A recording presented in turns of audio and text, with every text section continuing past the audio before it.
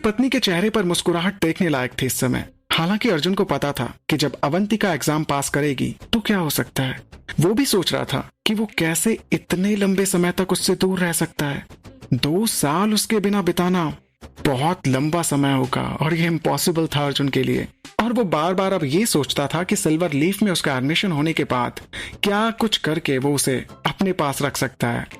अर्जुन चुपचाप बैठकर उसके नाश्ते के सर्व करने का इंतजार कर रहा था। अवंतिका तले हुए नूडल्स को पहले सर्व करने लगी, जबकि वो अभी भी गर्म थे, और फिर पैनकेक्स और अंडे के साथ वो एक प्लेट लेकर आई।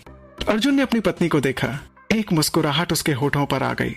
अवंतिका ने अपने पति की तरफ देखा, पूरी तरह से समझ गई कि उसके तेज दिमाग में क्या चल रहा है। मुझे लगता है वाइफी आज तुम बहुत खुश हो, तो क्यों ना हम आज रात का प्लान बना लें। एक शब्द भी बोलने की हिम्मत मत करना अर्जुन। मैं जानती हूँ कि आपके दिमाग में क्या चल रहा है। आप मुझे बेवकूफ मत समझिए, हम हर वक्त ऐसा नहीं कर सकते। अवंतिका ने चेहरे पर ब्लश के साथ कहा। जल्दी अर्जुन का पूरा ध्यान अवंतिका पर आ गया। मैं विश्वास नहीं कर सकता कि तुम मेरे साथ ऐसा कर रही हो अवंतिका। डार्लिंग प्लीज मुझे ऐसी सजा मत दो। मुझे तुम्हारी उसी तरह जरूरत है जिस तरह फूल को बारिश की जरूरत होती है। प्लीज समझो डार्लिंग। अर्जुन ने जवाब दिया, और वो देख रहा था कि अवंतिका अभी भी ब्लश कर रही थी। अवंतिका ने उसके पास बैठने से पहले अपनी आंखें घुमाई। बिल्कुल नहीं, ये बहुत बेकार थॉट है। हम रोज रोज ऐसा नहीं कर सकते Arjun, please try to understand. इसके बाद उसने खुद के लिए एक कप कॉफी बनाई और खाना शुरू कर दिया। टेबल के दूसरी तरफ देखते हुए अवंतिका अपने कप के पीछे मुस्कुराई। उसे काफी अच्छा लग रहा था कि अर्जुन उसे यूं घूर रहा था, उसकी केयर कर रहा था। उसे एहसास हुआ कि वो अर्जुन के लिए कितनी इंपॉर्टेंट बन चुकी है, और अर्जुन अब उसके बिना एक पल भी नहीं रह सकता है। वो जानती थी कि अर्जुन ने उसकी बहुत केयर की है। वो इसे शब्दों में बयां भी नहीं कर सकती थी, लेकिन उसकी हरकतें बता रही थी कि उसे अवंतिका की उतनी ही जरूरत थी जितनी कि अवंतिका को अर्जुन की जरूरत थी, क्योंकि वो भी अब उसके बिना एक पल भी नहीं रह सकती थी। हालांकि वो कितनी ही कोशिश करे ये दिखाने की कि वो अर्जुन से दूर रह सकती है। वो इतनी किस्मत वाली कैसे हो सकती है कि अपनी लाइफ में उसके जैसे वो किसी इंसान से मिली थी। जब वो क्रूज की छुट्टी पर गए थे, क्या उसने खुद से वादा नहीं किया था कि वो फिर कभी किसी से प्यार नहीं करेगी? तो आखिर क्यों उसने अपना रास्ता बदल दिया? आखिर क्यों उसने अर्जुन को अपना पति बना लिया? और आखिर क्यों वो अर्जुन के लिए बेस्ट वाइफ बनने की कोशिश कर रही थी? इस समय अर्जुन को लेकर उसका जो कनेक्शन था, वो अभी तक जिससे भी वो मिली थी उन सब से बहुत गहरा था। अर्जुन का साथ होना कुछ ऐसा था, वो उसकी ओर खिंचती चली जाती थी। इसके बाद काफी देर तक अवंतिका को घूरने के बाद अर्जुन ने अवंतिका से कहा, तो वाइफी तुम्हारी फ्यूचर की क्या प्लानिंग्स हैं? अर्जुन के सवाल ने अवंतिका को एक गहरी सोच में डाल दिया। मुझे एग्जाम की तैयारी के लिए 3 महीने मिले हैं। मुझे लगता है कि इस दौरान मुझे खाना बनाने की स्किल्स की प्रैक्टिस करनी चाहिए, और उनके कोर्स के जो आउटलाइन है वो भी अभी मुझे देखना है कि उसमें क्या क्या इंक्लूडेड है, ताकि मुझे इस बात का अंदाजा हो कि किस तरह से रिटर्न एग्जाम की तैयारी करनी है। अवंतिका ने एग्जाम के नाम से मायूस होते हुए जवाब दिया, क्योंकि उसे डर था कि इसमें कहीं वो डरावनी मैथ्स का सब्जेक्ट ना हो जिससे वो हमेशा डरती आई है। नहीं तो उसके दिमाग का खून बहना शुरू हो जाएगा और वो वहीं मर जाएगी। मैथ्स उसकी कमजोरियों में से एक था। जितनी नफरत वो राधिका से करती थी, उससे कहीं ज्यादा नफरत वो मैथ्स से करती थी।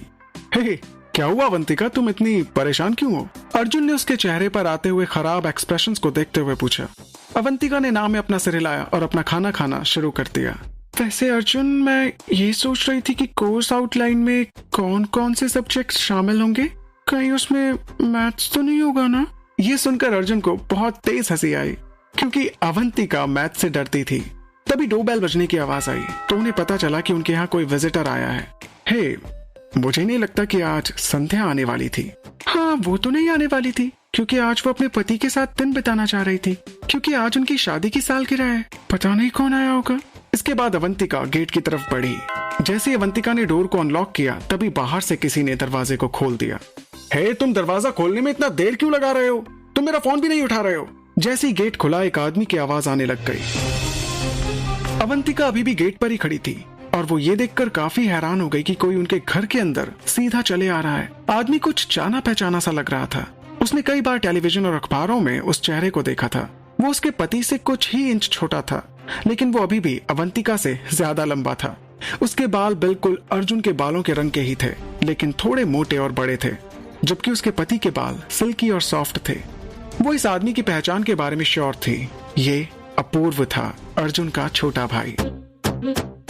लेकिन ये सुबह सुबह यहाँ क्या कर रहा था, और वो भी बिना बताए? अपूर्व, जो कि गेट के दूसरी तरफ अपने बड़े भाई को देखने की उम्मीद कर रहा था, उसने जो देखा उसे देखकर वो भी हैरान हो गया। उसके खराब भाई की बजाय एक लेडी उसका वेलकम कर रही थी। ये देखकर उसकी आंखें बड़ी हो गई। उसके भाई के घर में एक लेडी थी। ये देखकर ही वो शॉक्ड हो गया था।